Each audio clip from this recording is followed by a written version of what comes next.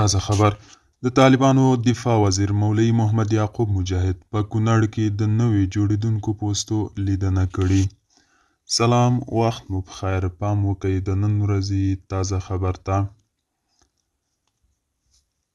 د طالبانو دفاع وزارت وایي د دوی وزیر مولوي محمد یعقوب مجاهد د جمعې په ورځ ډیورند کرښې ته څیرمه دانګام ولسوالۍ ته سفر کړی او بن شاهي کانډاو کې میشت خپل هغه ټولي ته له نږدې لیدلي او دغلته یې د نوي جوړېدونکو پوستو چارې ارزولې دي.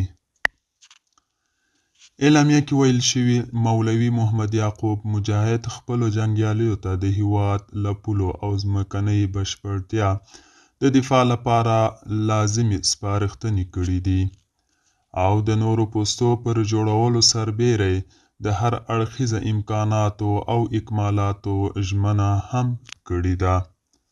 دوستانو، دا و د نن ورځې چمتو کلی خبر. تر بیا هم په الله سپارم. ښې چارې، ښه وخت.